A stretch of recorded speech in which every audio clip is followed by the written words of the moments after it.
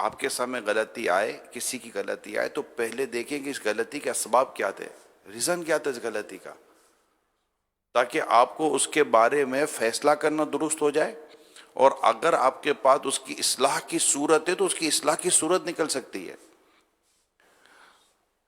یہ بہت ضروری ہوتا ہے، تاکہ ہم اپنے بارے میں جو سوچتے ہیں ویسا ہی ہمیں دوسروں کے بارے میں سوچنا ہے۔ بڑی خوبصورت حدیث ہے، مومن اپنے لیے جو پسند کرتا ہے اپنے بھائی کے لیے وہی پسند کرتا ہے۔ یہ حدیث کتنی بار سنی ہے، میں اس حدیث کی ایک جگہ شرح پڑھ رہا تھا، تو کہتے ہیں کہ یہ ایک ایسی روایت ہے، ایسی حدیث ہے، اس کو جوامع الکلیم حدیث میں لکھا گیا ہے، یعنی نبی پاک صلی اللہ علیہ وسلم فرماتے ہیں مجھے جوامع الکلیم بنا کے بھیجا گیا ہے کہ کم لفظوں میں بہت ہی زیادہ معنی بیان کیے جاتے ہیں۔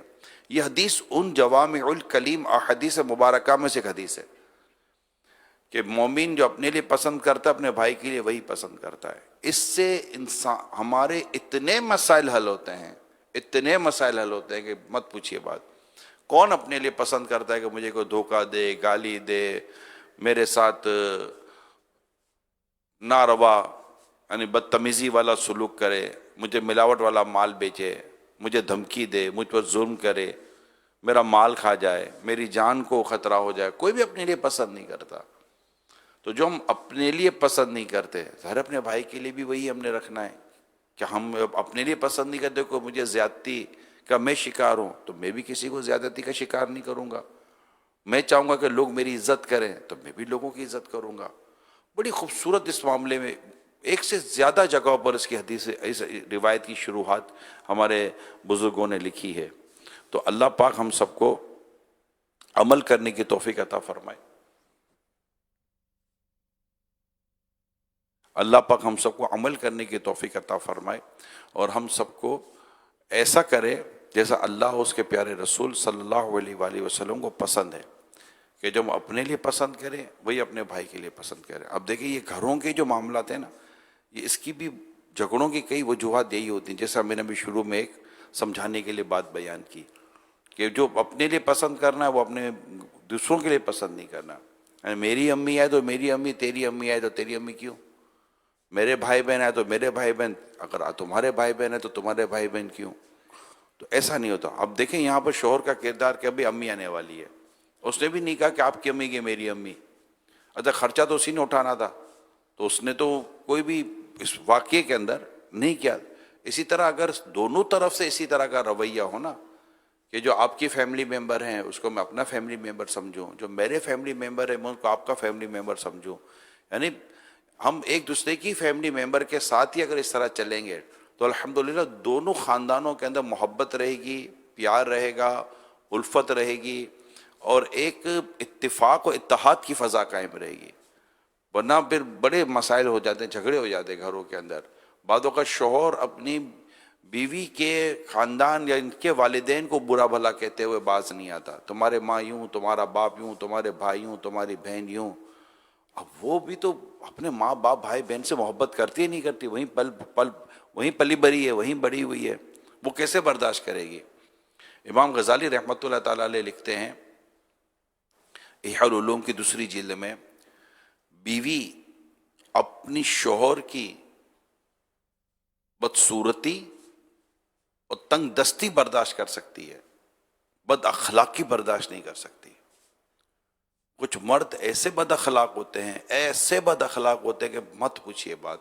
گھر میں آتے ہیں تو گویا کہ جیسے کہ کرفیو سا لگ جاتا ہے کہ اب ہوگا کیا، نہ نقل نہ حرکت، کچھ بھی نہیں، اور آواز بھی اونچی، پانی بھی اگر پئیں گے تو بڑی سخت انداز میں، کھانا بھی کھائیں گے تو منہ پھلا ہوا ہوگا، ایسے ایسے، یعنی یہ مجھے پتہ ہے، اگر میں کہوں کہ میں ان میں سے کچھ کو جانتا ہوں تو شاید غلط نہیں ہے۔ تو بڑی مطلب کہ گھر میں وحشت ہوتی ہے کسی کے آنے سے، اور خود کیونکہ ان کی اپنی دہشت ہے تو ان کے آنے سے وحشت ہے۔ اگر آپ الفت و محبت سے گھر میں آئیں گے تو انشاءاللہ آپ کا آنا مرحبا، آپ کا آنا پسندیدہ۔ تو اگر یہ دونوں طرف سے یہ فضا قائم رہے کہ ایک طرف محبت، پیار، اتفاق، ایک دوسرے کے ساتھ اسپیس، ایک دوسرے کے ساتھ نرمی، ایک دوسرے کے ساتھ بہترین سلوک کا اگر انشاءاللہ مظاہرہ رہے گا تو اللہ پاک نے چاہا تو گھر بھی امن کا گہوارہ رہے گا، ہمارا دفتر بھی امن کا گہوارہ رہے گا، ہمارا علاقہ، ہمارا محلہ سارا امن کا گہوارہ رہے گا، اور ہم انشاءاللہ آپس میں پیار سے، محبت سے، اتفاق سے رہیں گے اور ایک دوسرے کا لحاظ رکھنے والے بنیں گے۔ اللہ کریم ہم سب کو عمل کرنے کی توفیق عطا فرمائے، دعوت اسلامی کے دینی ماحول سے وابستگی عطا فرمائے، اور دعوت اسلامی سے وابستہ رہ کر دینی کام کرتے رہنے کے اللہ پاک ہم سب کو توفیق عطا فرمائے، آمین یا رب العالمین، بجائے خاتم النبیین صلی اللہ تعالی علیہ وسلم۔ صلو علی الحبیب صلی اللہ تعالی علی محمد۔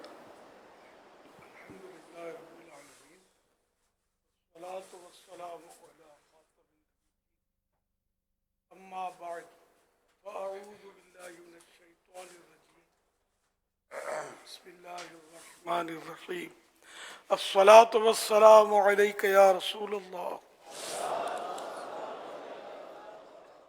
وعلى آلك وأصحابك يا حبيب الله الصلاة والسلام عليك يا نبي الله وعلى آلك وأصحابك يا نور الله۔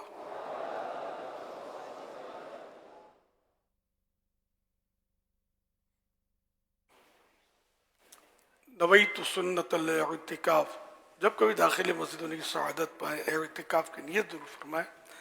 نیت دل کے ارادے کو کہتے ہیں، دل ہی میں نیت کر لیے میں نے سنت اعتکاف کی نیت کی، آپ معتکف ہو گئے۔ جب تک مسجد کے اندر رہیں گے ثواب ملتا رہے گا، جب مسجد سے باہر نکل جائے تو یہ نفل اعتکاف ختم ہو جائے گا، پھر دوبارہ آئیں تو پھر دوبارہ نیت کر لیں۔ مسجد میں کھانا پینا، سونا، سحری، افطار، آب زمزم شریف پینا، دم کیا پانی پینا، نیاز کھانا وغیرہ اسی صورت میں جائز ہوتے ہیں جبکہ اعتکاف کی نیت کی ہو۔ نہیں کی تھی تو اور افطار کا وقت آ گیا تو مسجد میں افطار نہیں کر سکتے، ہاں اعتکاف کی نیت کر لیجئے اور افطار بھی کر لیجئے۔ تاہم مناسب یہ کہ ثواب کے لیے اعتکاف کی نیت کی جائے، اور کچھ ذکر و درود کر لیا جائے، چاہیں تو 12 بار درود پاک پڑھ لیں، اب بھلے آپ افطار وغیرہ کر لیں۔ صلو علی الحبیب صلی اللہ علی محمد۔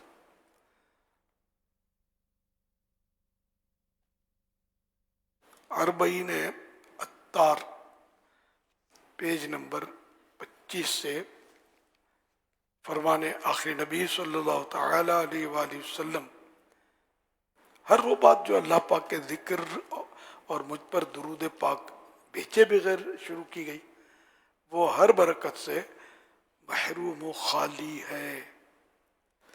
صلو علی الحبیب صلی اللہ علی محمد۔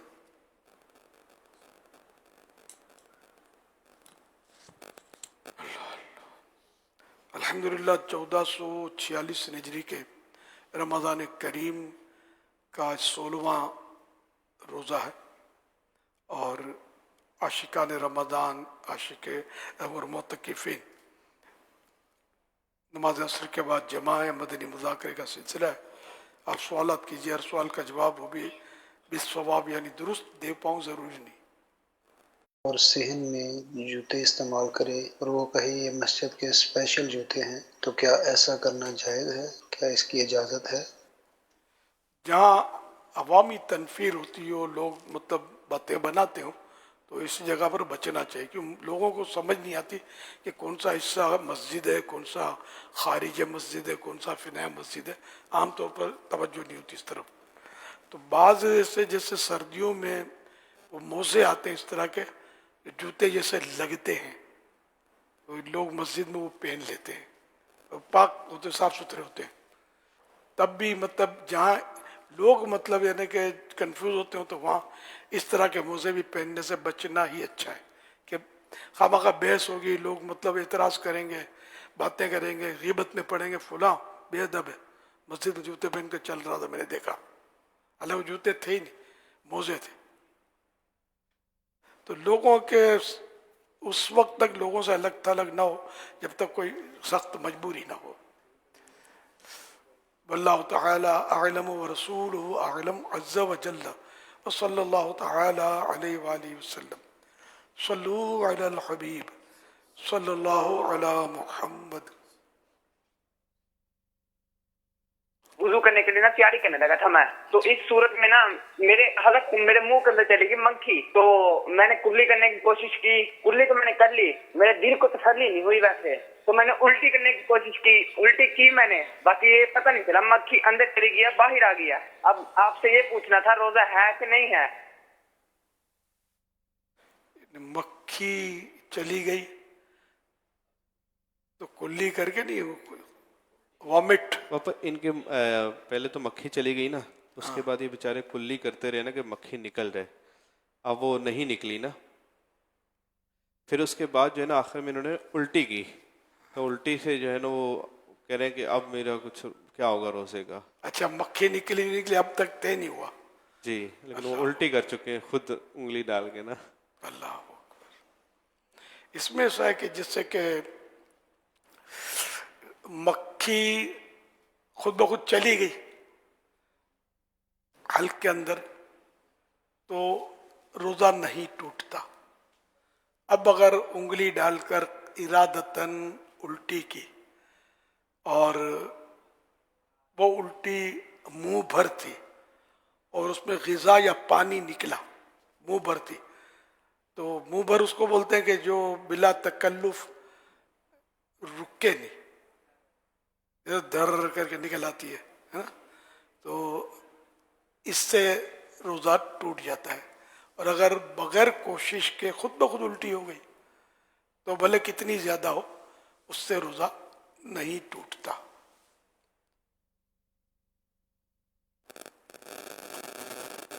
واللہ تعالی اعلم ورسولہ اعلم عز وجل وصلی اللہ تعالی علیہ وآلہ وسلم.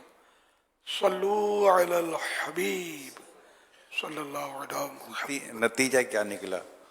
ان کا اب کتنی الٹی ہوئی یہ نہیں بتایا نا انہوں نے. اگر تھوڑی سی نکلی الٹی، منہ بھر جس کو نہیں کہہ سکتے، تو پھر روزہ نہ ٹوٹا. اور اگر منہ بھر نکلی بھی اور وہ بلغم نکلا مثال کے طور پر، یا صرف تھوک ہی نکلا، غذا یا پانی نہ نکلا، تو بھی روزہ نہیں ٹوٹا. تو مکھی کا تو مسئلہ ختم ہو گیا. مکھی کا تو خود بخود یہ اڑ کر چلی گئی اندر، اور مکھی نے تو کچھ نہیں راستہ بگاڑا، دیکھا گھس گئی. تو اب مکھی نے تو کچھ نہیں کیا. اب جو خود کیا تھا نا اس کے اوپر مسئلہ شروع ہو مسئلہ گیا. اس پہ کھڑا ہوا ہے. یہ ہو گیا، نہیں، یہ خوف خدا والے معلوم ہوتے ہیں کہ ڈر لگ گیا دعا کر کہ چکے، کہیں میرا روزہ نہ گیا. پھر وہ احساس ہوا کہ یہ میں نے کر کیا ڈالا. اللہ پاک کرم فرمائے. تو اگر یہ جیسے میں نے عرض کیا اس کے مطابق کر لیجئے کہ واقعی منہ بھر الٹی تھی تو روزہ ایک قضا کرنے، کفارہ نہیں ہے اس پر، ایک روزہ قضا کرنے. اور یہ روزہ رمضان میں قضا نہیں ہو سکتا، رمضان کے علاوہ قضا ہوتا ہے. ان 5 دنوں کے علاوہ جن میں روزہ رکھنا گناہ ہے، وہ 5 دن ہیں. رمضان کے فوراً بعد جو عید آتی ہے اس کو میٹھی عید بھی بولتے ہیں، چھوٹی عید بھی بولتے ہیں، عید الفطر بھی بولتے ہیں. ہم لوگ میمنوں میں بھی رمضان عید، اس کو پہلے تو یہ بولتے تھے رمضان عید، یہ میمنی کی بات کر رہا ہوں. تو یہ بہرحال اس عید کو روزہ حرام. اور بقرعید کے 4 دن 10 11 12 13 ذوالحجۃ الحرام، یہ 4 دن کا روزہ بھی حرام. یہ 5 دن کل رمضان میں معاف کیجیے، یہ 5 دن سال بھر میں روزہ حرام ہوتا ہے. تو ان 5 دنوں کے علاوہ کبھی بھی قضا کر سکتے ہیں. صلو علی الحبیب صلی اللہ علی محمد. مدنی مذاکرے میں امیر اہل سنت آپ سے میرا یہ سوال ہے، روزے کی حالت میں الٹی منہ پر آ جائے اور اس کا کچھ ذائقہ واپسی حلق میں رہ جائے تو اس سے روزہ تو نہیں ٹوٹے گا یا نہیں؟ اس بارے میں ہم سب کی رہنمائی ارشاد فرمائیں.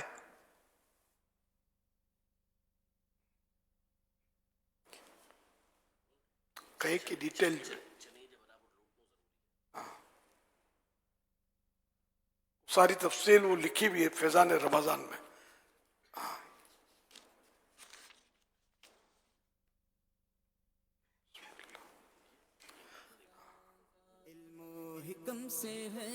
منہ بھر قے بلا اختیار ہو گئی تو روزہ تو نہ ٹوٹا، البتہ اگر اس میں سے ایک چنے کے برابر بھی واپس لوٹا دی تو روزہ ٹوٹ جائے گا، اور ایک چنے سے کم ہو تو روزہ نہ ٹوٹا.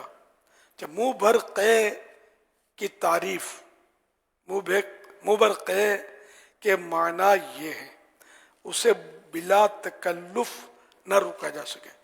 تکلف جیسے یوں کر کے روک لیا، یا مطلب یہ دیکھے کوئی ایسی کوشش کی جس سے نہ نکلے، ہے نا، وہ منہ بھر کے لاتی ہے کہ اگر یہ روکتا نہیں تو یہ نکل جاتی. صلو علی الحبیب صلی اللہ علی محمد. پیارے میرے اہل سنت، میں سیدر سے بات کر رہا ہوں اکاڑا سے. میری عمر 9 سال ہے. میں الحمدللہ مسلسل روزے رکھ رہا تھا. میں نے 13 روزے رکھے ہیں. مجھے نمونیا ہو گیا، تیز بخار ہے. میری شفا یابی کی دعا فرما دیں اور مدینہ کی دعا سے بھی نواز لیں. جزاک اللہ خیرہ. آمین. بھیاکم اللہ پاک آپ کو شفا عطا فرمائے، رحمت کی نظر فرمائے. نمونیا ہو گیا آپ کو، 16 روزے بھی ہو گئے، اللہ کریم ٹھیک کر دے. اگر روزے میں کمزوری ہو رہی ہے کیونکہ ابھی نابالغ ہیں آپ، اور کمزوری بڑھے گی یا بیماری بڑھ جائے گی، دوا نہیں کھا جلدی مطلب، تو پھر روزہ آپ چھوڑ دیجیے گا. اور اپنی صحت توانائی ہوگی تو نمازیں، تلاوت، اس پہ بھی تو دل لگے گا نا. ہاں اگر آپ برداشت کر سکتے ہیں، کوئی کمزوری نہیں ہوتی، کوئی مشکل نہیں ہے، لیکن یہ کہ نمونیا ہو جائے اور کمزوری نہ ہو، یہ ذرا مشکل کام ہے. اللہ پاک صحت دے، آپ کو راحت دے، عافیت دے. ماشاءاللہ آپ کے گھر میں لگتا ہے کہ دعوت اسلامی کا ماحول ہے، اور پکا ماحول ہوگا، ورنہ اتنا سا بچہ 16 روزے رکھ لے، نمونیا بھی ہو جائے. اور ماشاءاللہ مدینہ مدینہ.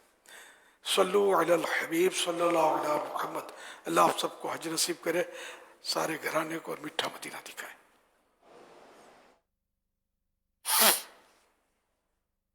میرا نام کامران شمس ہے، اور ہم لوگ پچھلے 4 سال سے جو ہے افطاری کی جو ہے نا ایک ڈرائیو کر رہے ہیں. تو اس میں حضرت صاحب آپ سے یہ سوال ہے کہ جب ہم افطاری ڈرائیو کر رہے ہوتے ہیں تو جو لوگ یہاں پر ہمارے ساتھ روزہ افطار کر رہے ہوتے ہیں، جس میں ہمارے جو روزدار بھائی ہیں وہ تو موجود ہوتے ہیں، لیکن جو غیر روزے دار ہوتے ہیں تو وہ ہمارے ساتھ افطاری کر رہے ہوتے ہیں، تو ان کا روزہ ہمارے ساتھ کھولنا کیسا ہے، اس میں ذرا رہنمائی فرمائیے گا. اب جس نے ارینجمنٹ کیا ہے، اگر وہ اختیار رکھتا ہے کہ ان کو اجازت دے یا نہ دے. اب اگر اس کی طرف سے اجازت نہیں ہے تو ان کو یہ کھانا جو ہے نا یہ جائز نہیں ہوگا، کیونکہ دینے والے نے پیسے لگائے کہ روزہ دار اس کو کھائے، اور غیر روزے دار جا کے بیٹھ جائے تو یہ اس کے لیے گناہ ہوگا. اور روزہ رکھ لو نا، سب روزہ ہی رکھ لو، یہ مسئلہ بھی آٹومیٹک حل ہو جائے گا، کھانے پینے کا بھی. اللہ روزے کی توفیق دے کہ ہم سب روزہ رکھیں، سارے مسلمان روزہ رکھیں. صلو علی الحبیب صلی اللہ علی محمد. اس طرح چندہ کرنے والے کو کیا یہ کرنا چاہیے کہ جسے بھی چندہ لے اس کو کہہ دے کہ یار اس میں بعض اوقات بغیر روزہ رکھے لوگ بھی شامل ہو جاتے ہیں اور ہمیں پتہ بھی نہیں ہوتا بعض اوقات، تو اگر وہاں سے اس کو پرمیشن چندہ دینے والوں کی طرف سے ملی ہوئی ہو تو پرمیشن کی ضرورت نہیں ہے. اس میں جو انڈرسٹوڈ ہے کہ مغرب کے ٹائم پہ جو بیٹھتے ہیں رمضان میں پھل فروٹ لے کر تو روزہ افطار کر رہے ہوتے ہیں. اب ایک اس سے اجازت لیں گے، پھر یہ بعد میں نے اجازت لی ہے تو بے روزہ دار کا دل کھلے گا کہ بھائی یہ تو اپنے لیے بھی ہے. گناہ گار بھی نہیں ہوگا. ذرا کوئی نے چندہ لیا افطار کے لیے، اب کوئی اگر بے روزہ کھا گیا اور چلا گیا تو اس کو تو پتہ ہی نہیں نا، کہ نہیں، چھیڑا ہوا ہے اس مسئلے کو کہ کیا کیسے کیسے لوگ روزہ نہیں رکھتے اور افطاری کرتے بھی ہوں گے، بعض مروت میں بھی کھا لیتے ہوں گے کہ اب کسی کا روزہ ٹوٹ گیا، یہ معتکفین ہے، مثال کے طور پہ کسی کا روزہ ٹوٹ گیا तो किसी को बोलने से तो रहा कि आज मेरा रोज़ा नहीं है, आज मेरा रोज़ा नहीं है। कोई बेवकूफ़ होगा तो ढोल बजाएगा, समझदार आदमी कभी नहीं बोलेगा कि मेरा रोज़ा टूट गया। और जिसका रोज़ा टूट गया तो उसके लिए भी वाजिब तो है कि गुरूब आफ्ताब तक रोज़ादार की तरह रहे। अब वो मुरव्वत में लोगों के साथ बैठ गया, इफ्तारी के अंदाज में करेगा, मेरा पता ना चले किसी को, तो ये भी एक मसला खड़ा हुआ ना। तो अभी क्या करे? अगर नहीं बैठता तो सबको इस राज फाश होता है, इसका रोज़ा टूट गया था, या पूछेंगे इसको बैठ जाओ, तो क्या करे कि मैं नहीं खाता। अब अगर अपना भी पानी पीता है तो बात तो इन्हें को शो कर रहा कि मेरा रोज़ा है, आज रोज़ा था मेरा। मसला खड़ा हुआ है। पानी पी के इफ्तार करके खड़ा हो जाए। इफ्तार है नहीं, रोज़ा है नहीं तो इफ्तार खाएगा। पानी पी ले ना, पानी पी ले सबके सामने और खड़ा हो जाए वहां से। आइए जी न, धोखे में नहीं आएगा ये। नहीं, जाहिर से इसको बताना जायज़ नहीं है ना लोगों को कि मेरा रोज़ा टूट गया इस तरह। बताना जायज़ नहीं, हाँ रोज़ा टूट गया। हाँ, यानी इसका कुछ थोड़ा नहीं है ना, जी टूट गया। टूट गया तो अलग बात है, लेकिन फिर भी लोगों के सामने इजहार करना तो मुनासिब नहीं है। तो यहाँ बताना वाजिब भी नहीं है इसको कि रोज़ा बताए कि मेरा टूट चुका है, पानी से इफ्तार करके खड़ा हो जाए, इफ्तार यानी पी के खड़ा हो जाए। सल्लु अलल हबीब सल्लल्लाहु अलैहि वसल्लम। यानी आदमी जो वफात पा जाए उसका हकीका कैसे देना चाहिए या नहीं देना चाहिए? जिसका इन हकीका अव्वल तो मुस्तहब है, किसी ने नहीं किया तो गुनाहगार नहीं है। अब जिसकी हैसियत है बाप की तो वो अपने बच्चे का हकीका करे, अच्छी बात है, मुस्तहब है, सवाब का काम है। और जिसकी हैसियत ही नहीं, या मुर्गी नहीं काट सकता हो, तो उस पर अब हरू भरू लेने लाजमी बोले कि बकरा काटो बच्चे के लिए, हकीके का तो ये भी नहीं है। कुर्बानी भी जिस पर वाजिब नहीं है तो उस पर हकीका क्यों ज़रूरी हो जाएगा? तो हकीका मुस्तहब होता है, हैसियत है बकरे का, या कर सकता है लड़के की तरफ से 2 बकरे, लड़की की तरफ से 1 बकरी, ये भी बेहतर है। अगर लड़के की तरफ से 1 बकरा किया तब भी सही है, और लड़की में ये मुअन्नस हो, बकरी हो, लड़के में बकरा हो, ये भी बेहतर है। 2 बकरे लड़के में, 1 बकरी लड़की में।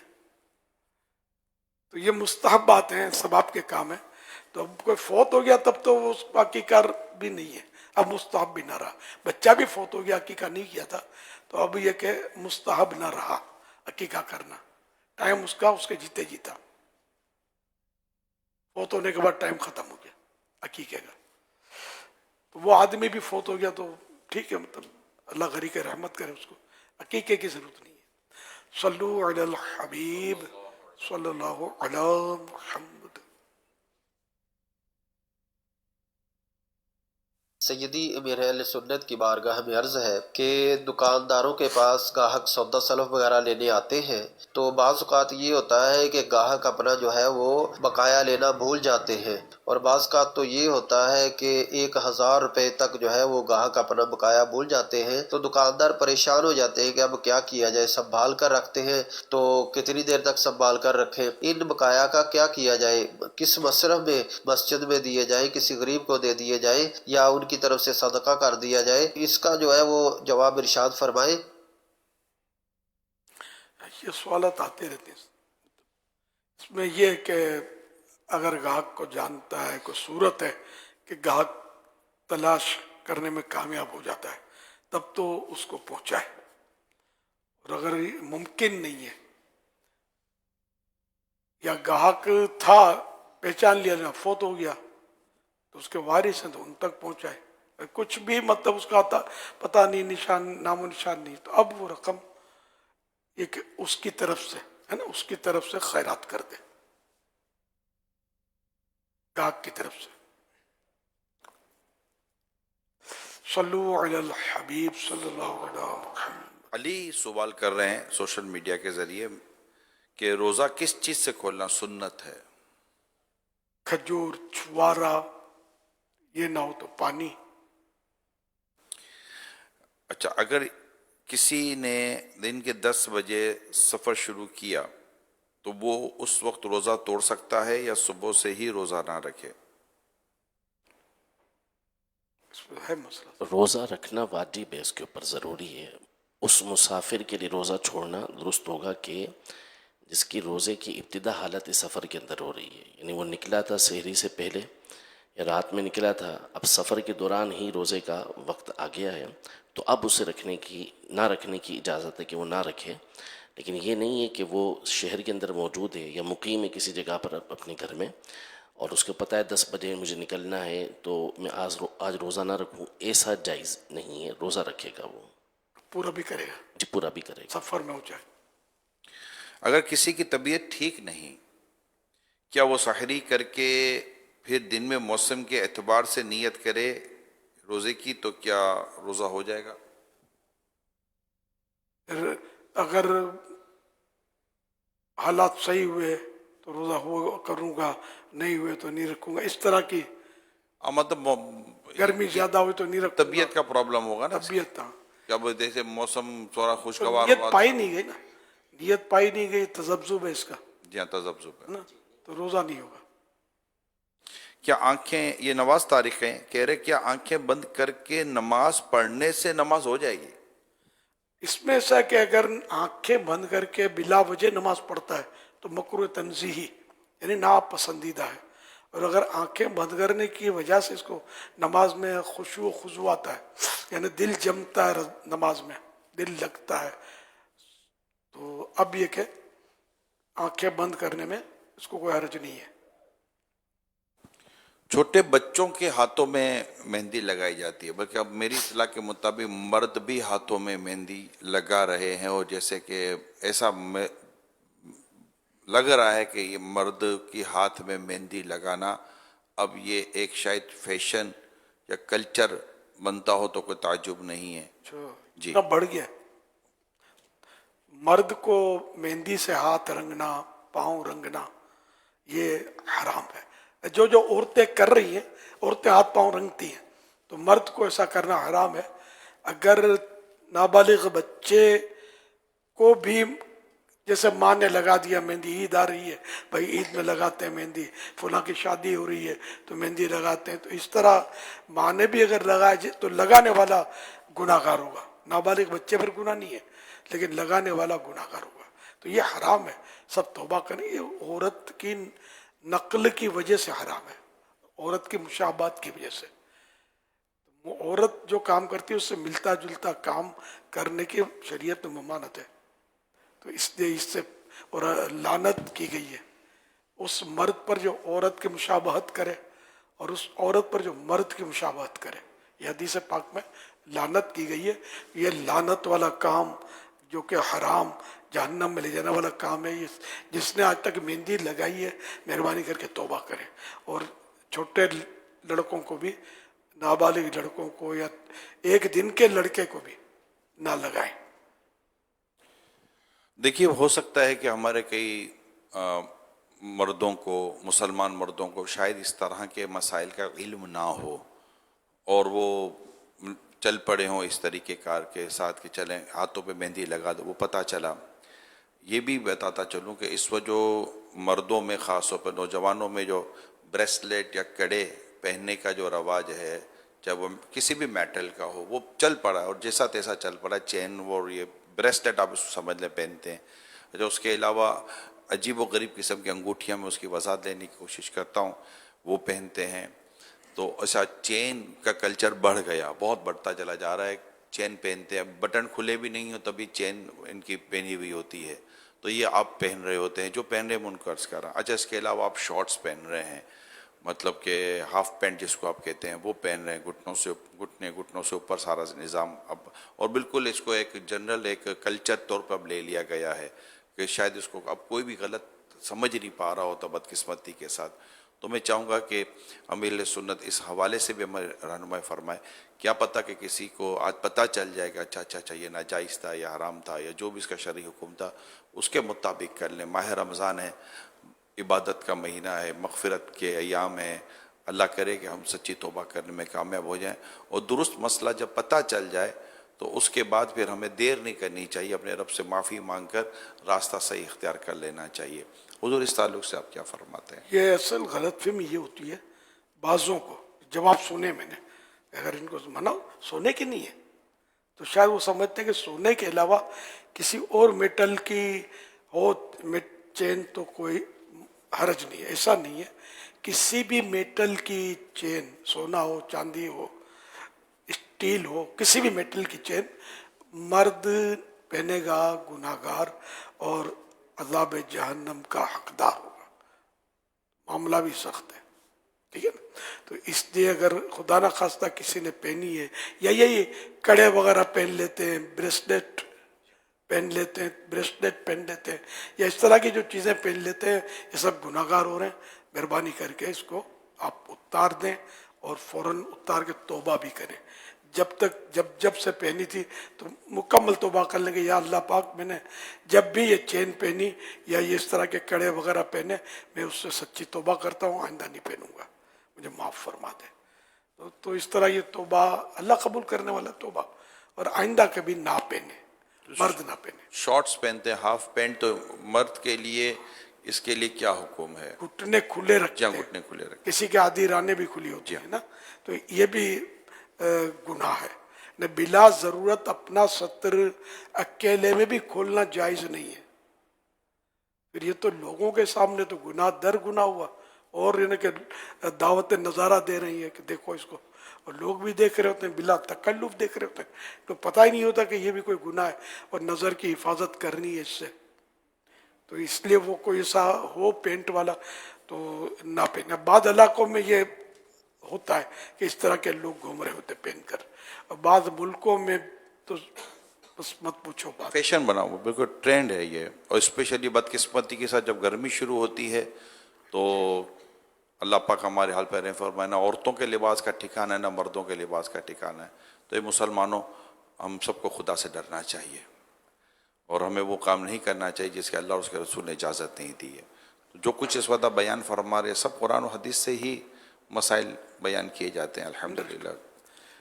انگوٹھیاں جو پہن رہے ہیں 2 3 4 4 عجیب و غریب قسم کی، مرد کا ناف جو ہے نا یہ شامل نہیں ہے، ناف کے نیچے سے لے کر دونوں گھٹنوں سمیت، نی گھٹنا میننگ نی، دونوں گھٹنوں سمیت، دونوں نی سمیت ہر طرف یہ گولائی میں، یہ جو میں نے حصہ بتایا ناف کے نیچے، تو پیٹھ کی طرف بھی ناف کے نیچے جو حصہ ہے اور نیچے والے سارے حصے جو ہیں یہ گھٹنوں سمیت یہ ستر کہلاتے ہیں۔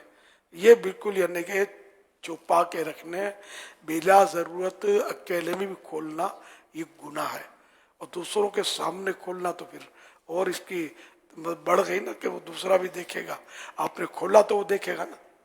تو اس سے بہت بچنا ہے، اور جس نے ایسا کیا وہ توبہ کر لے کہ اب تک میں نے کیا، یا اللہ میں توبہ کرتا ہوں، آئندہ یہ بچے اس سے۔ اور رہا انگوٹھی کا مسئلہ، تو وہ چاندی جو ہے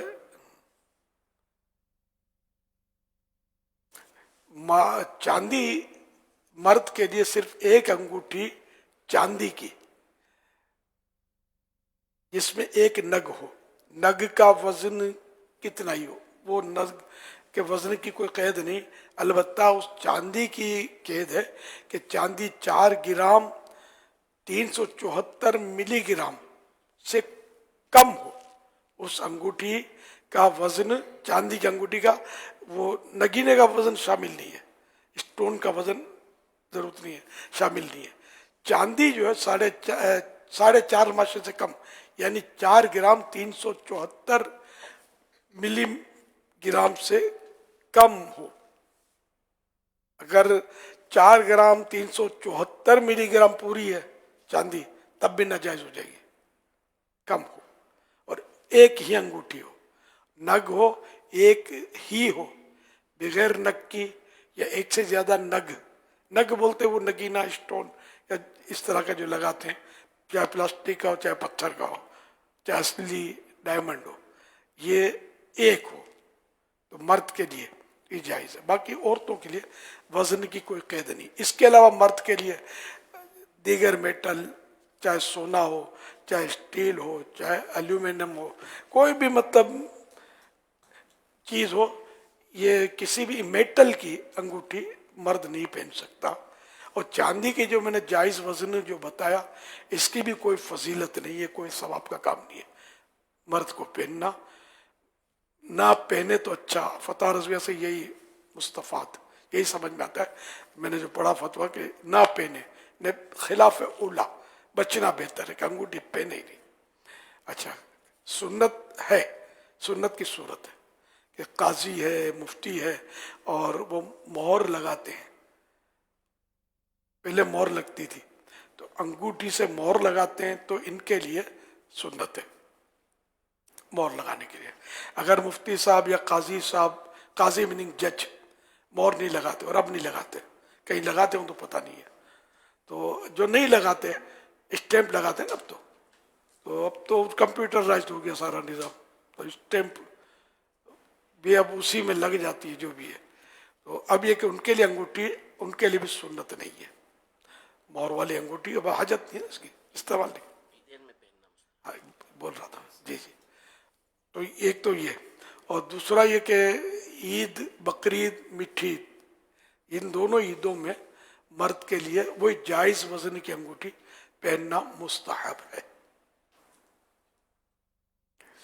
सल्लु अलल हबीब सल्लल्लाहु अलैहि वसल्लम। इबादत गौसे पाक। बहजतुल असरार शरीफ में कि गौसे पाक रहमतुल्लाह अलैह 15 साल तक रात भर में एक कुरान पाक ख़त्म करते रहे, और तफरीहुल खातिर में है कि आप रहमतुल्लाह अलैह हर रोज़ 1000 रकत नफल अदा फरमाते थे। प्यारे प्यारे इस्लामी भाइयों, अल्हम्दुलिल्लाह मदनी मुज़ाकरे में अमीर सुन्नत हमें ऐसी शान वाले गौसे पाक रहमतुल्लाह अलैह का मुरीद बनाते हैं। जी हाँ, जो अमीर सुन्नत के मुरीदों में शामिल हो जाता है वो गौसे पाक रहमतुल्लाह अलैह के मुरीदों में शामिल हो जाता है। जो इस्लामी बहनें देख या सुन रही हैं वो भी वालिद या शोहर की इजाज़त के बगैर बैत कर सकती हैं। स्क्रीन पर जो नंबर दिखाया जा रहा है, इस पर अपने नाबालिग बच्चों के नाम, उम्र वगैरह भेज दें, इन्हें अमीर सुन्नत के मुरीदों में शामिल कर लिया जाएगा। जो पहले से किसी पीर कामिल के मुरीद हैं वो बैत बरकत हासिल कर लें, यानी तालिब हो जाएं। अमीर सुन्नत कहें मुरीद होता हूँ मैं, तो आप कहें तालिब होता हूँ मैं। अमीर सुन्नत से अर्ज़ है कि हमें अपने मुरीदों में शामिल कर लीजिए। सल्लु अलल हबीब सल्लल्लाहु अलैहि मुहम्मद। बिस्मिल्लाहिर्रहमानिर्रहीम। अस्सलातु वस्सलामु अलैका या रसूलल्लाह व अला आलिका व अस्हाबिका या हबीबल्लाह। सलातु वस्सलामु अलैका या नबी अल्लाह व अला आलिका व अस्हाबिका या नूर अल्लाह।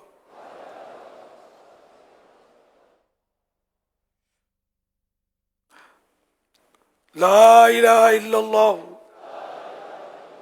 मुहम्मदुर रसूलुल्लाह सल्लल्लाहु तआला अलैहि वसल्लम।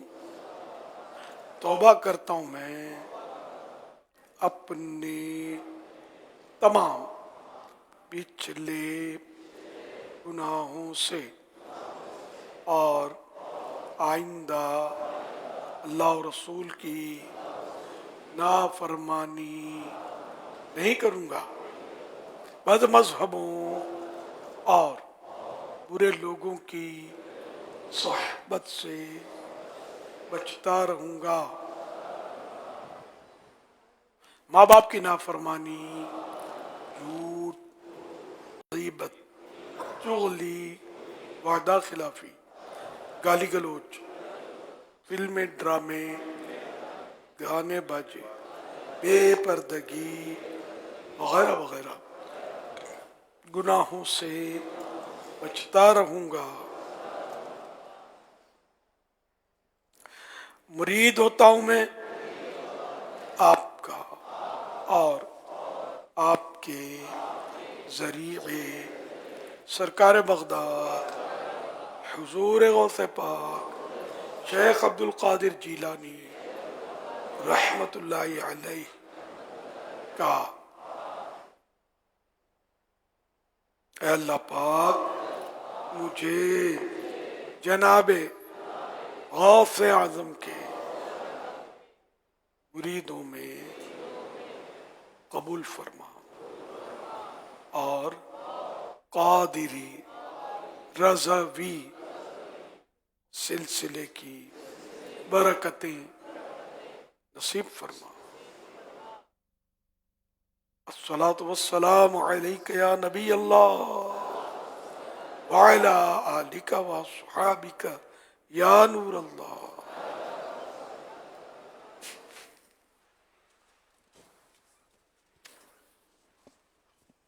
الحمدللہ رب العالمین والصلاة والسلام علی سید الانبیاء والمرسلین صلو علی الحبیب.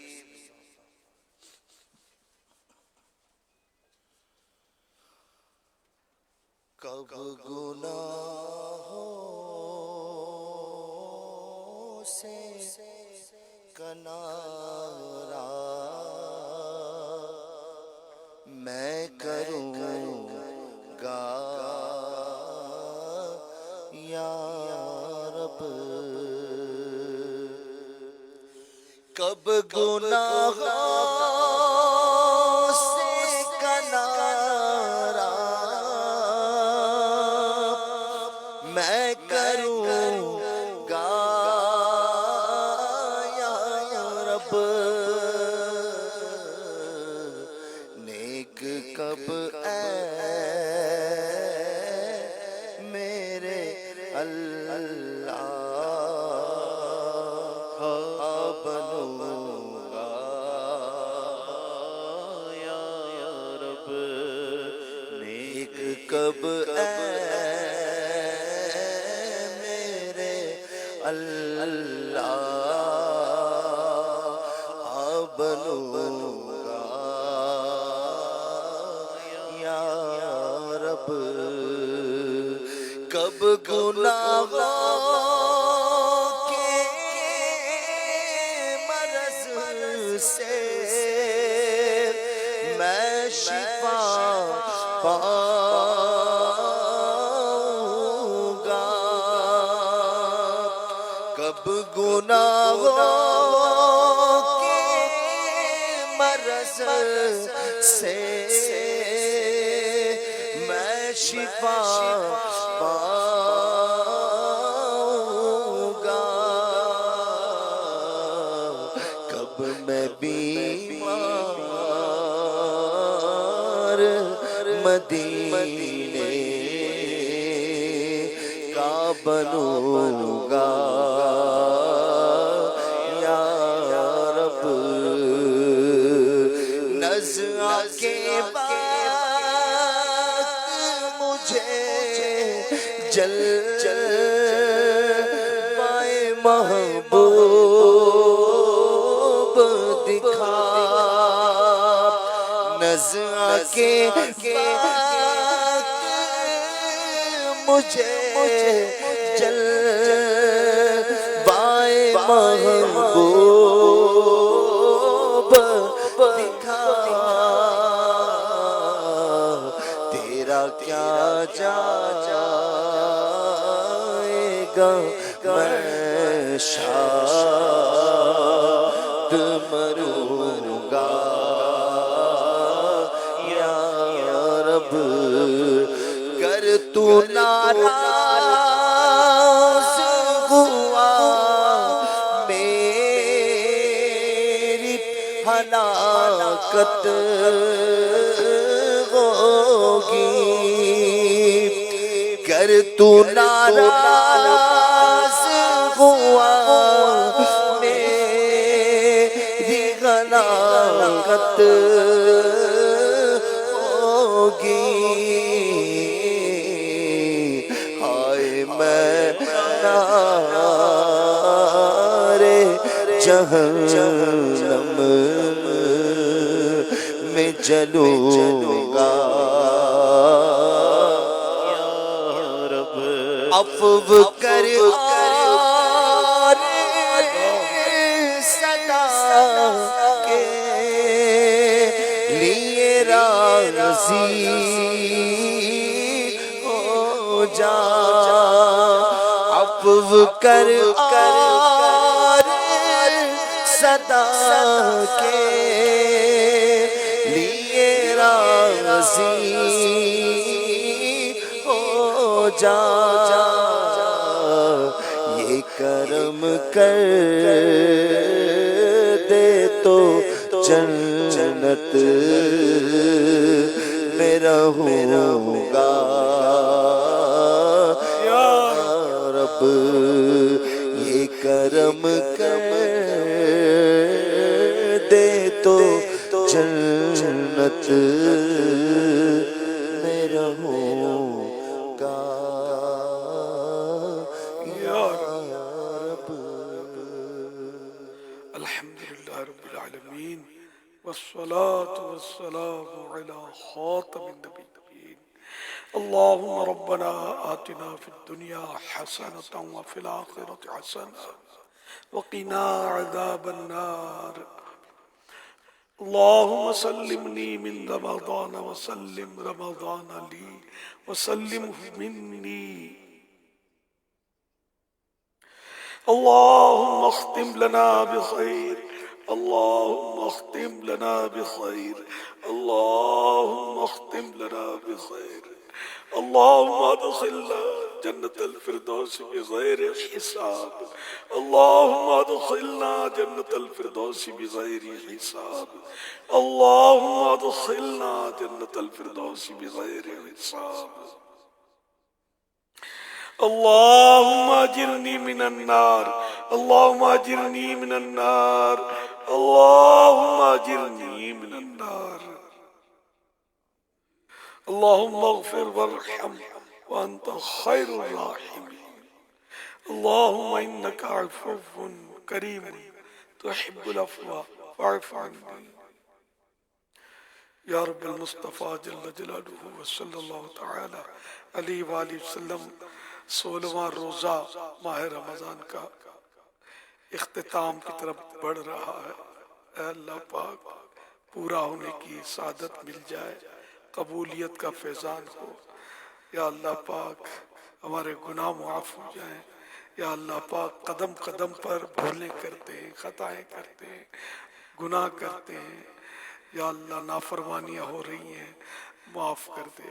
یا اللہ معاف کر دے معافی سے نواز دے. اے اللہ پاک تیری معافی کے خزانے میں نہ کبھی کمی ہوئی ہے نہ کبھی ہوگی. اے اللہ پاک ہمیں بھی معافی سے نواز دے. یا اللہ پاک تیری جنت میں بہت جگہ ہے بہت جگہ ہے اتنی جگہ ہے کہ بس تیری قدرت بہت وسیع ہے. یا اللہ پاک ہم جو دعا میں شریک ہیں یہ تو بہت تھوڑے ہیں. یا اللہ پاک اگر ہم جنت میں داخل ہو بھی گئے تو یقیناً جنت میں کوئی کمی نہیں آئے گی. الہ العالمین کرم کر دے اور ہمیں بے حساب جنت میں داخلہ دے دے. اپنے پیارے حبیب صلی اللہ علیہ وسلم کا پڑوسی بنا لے. پہاڑ جیسی میری خطائیں مگر بہت تیری عطا معاف کرنا شیار تیرا معاف کرنا شیار تیرا مجھے خدایا معاف کر دے. عذاب نہ کر عتاب نہ کر کریم ہے تو کرم ہی فرما. حساب کیسے میں دے سکوں گا حساب کیسے میں دے سکوں گا مجھے خدایا معاف کر دے. الہ العالمین ہمارے بیماروں کو شفا عطا فرما، قرضوں مقروضوں کے قرضے اتر جائیں، بے روزگار حلال و آسان روزی پائیں، اے اللہ پاک تنگ دستیاں دور ہوں، محتاجیاں دور ہوں، یا اللہ پاک بیماریاں دور ہوں، پروردگار بے اولادیاں دور ہوں، یا اللہ پاک گھریلو ناچاکیاں دور ہوں، رشتوں کی رکاوٹیں دور ہوں، الہ العالمین مظلوم قیدیوں کو رہائی مل جائے، جو غلط مقدموں میں ماخوذ ہیں نکل آئیں، الہ العالمین ہمارے اخلاق درست ہو جائیں، ہمارا کردار سمر جائے، الہ العالمین ماں باپ کی نافرمانیوں سے بچیں، یا اللہ پاک تیری اور تیرے حبیب کی نافرمانیوں سے بچتے رہیں، الہ العالمین ہماری جائز مرادوں پر رحمت کی نظر کر دے، حاضرین ناظرین میں یا اللہ پاک جو اپنے دل کی تمنائیں رکھتے ہیں سب پر رحمت کی نظر کر دے، کہتے رہتے ہیں دعا کے واسطے بندے تیرے، کر دے پوری آرزو ہر بے کس و مجبور کی، ہے مغفرت کا یہ اشارہ،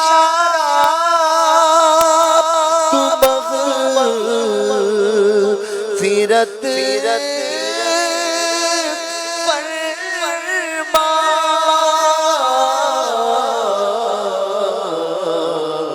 میری تجھے ماہ رمضان کا واسطہ یا رب، تیرے کرم سے ملا مغفرت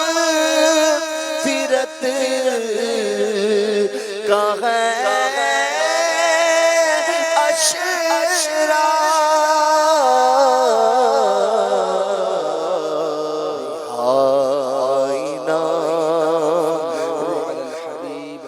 صلی اللہ علی محمد۔ عاشقان رسول متوجہ ہو، کراچی میں افطار کا وقت ہو چکا ہے، کراچی میں افطار کا وقت ہو چکا ہے، کراچی میں افطار کا وقت ہو چکا ہے۔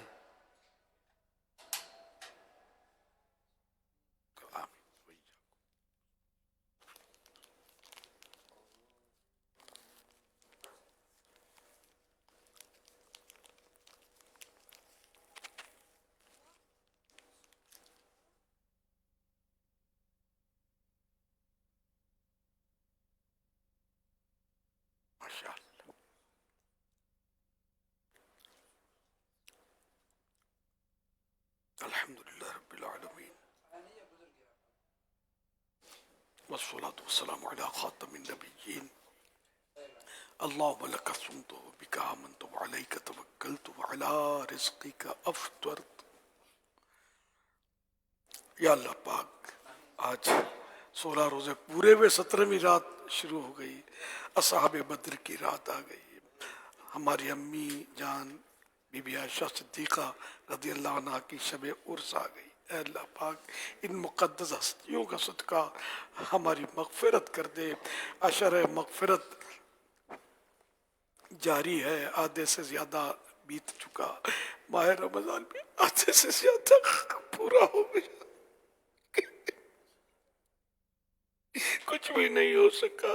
اے اللہ پاک معاف کر دے، جن کی عبادتیں قبول ہوئی، روزے نمازیں تراویح قبول ہوئی، انہی کا صدقہ ہمیں بھی عطا کر دے، اور ہماری بھی ٹوٹی پھوٹی عبادات قبول فرما لے۔ اے اللہ پاک عبادت میں دل لگا دے، روزے نماز میں دل لگا دے، یا اللہ تلاوتوں، ذکر و اذکار، درود و سلام پڑھنے کی توفیق عطا فرما۔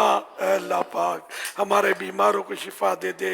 اے اللہ پاک نہ جانے کتنے مریض طرح طرح کے بیمار اس وقت حاضرین ناظرین میں دعاؤں میں شریک ہوئے ہوں گے، سب پر رحمت کی نظر فرما دے، کہ بیماریاں دور کر دیں، اگرچہ طبیبوں نے لا علاج کہہ دیا ہو، لیکن اے اللہ پاک تیرے نزدیک ہر بیماری کا علاج ہے۔ اے اللہ پاک تو جو چاہے کر سکتا ہے، ہر شے پر قادر ہے، سب مریضوں پر رحمت کی نظر فرما، سب کو مایوسی سے نکال کر خوشیوں میں خوشیاں دے دے۔ اے اللہ پاک سب پر رحمت کر دے۔ اے اللہ پاک جو بیچارے روزگار کی تنگی کا شکار ہیں، پریشان ہیں، ان کی پریشانیاں دور کر کے خوشیاں دے دے۔ جو قرضوں کی وجہ سے مقروضوں سے چھپے پھرتے ہیں، دے نہیں سکتے، بیچارے اے اللہ پاک اسباب کر دے یہ قرضے ادا ہو جائیں، رشتوں کی رکاوٹیں دور ہو جائیں، جو اولاد کے لیے ترستے ہیں نیک اولاد عافیت کے ساتھ بغیر آپریشن کے انہیں عطا ہو جائے۔ یا اللہ پاک سب پر رحمت کی نظر فرما، سب کی جائز مرادیں پوری فرما دے۔ اللہ کی رضا کے تو بے حساب بخش کے ہیں، بے شمار جرم دیتا ہوں واسطہ تجھے روک کر شاہ حجاز کا۔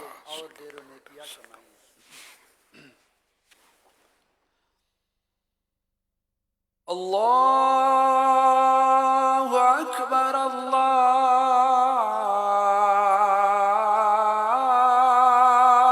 اکبر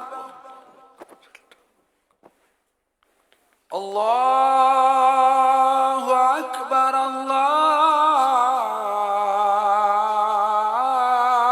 اللہ اکبر اشہد ان لا الہ الا اللہ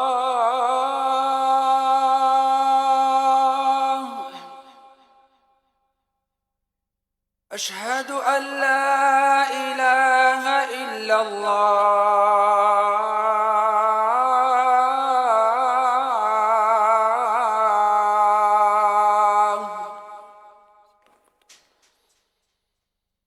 اشہد ان محمد رسول اللہ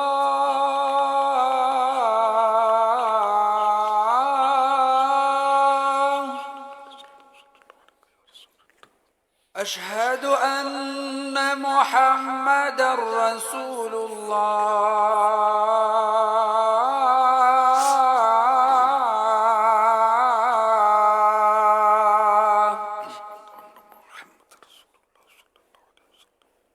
حي على الصلاة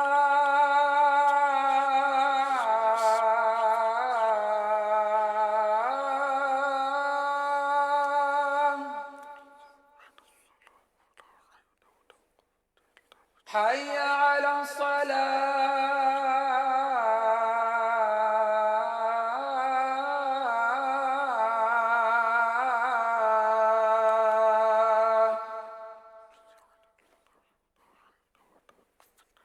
حي على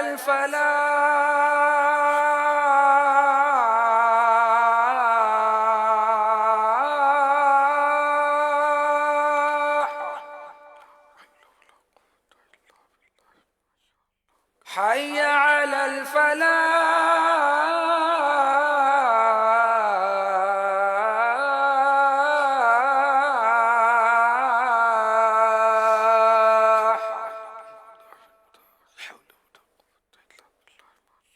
اللہ اکبر اللہ اکبر لا الہ الا اللہ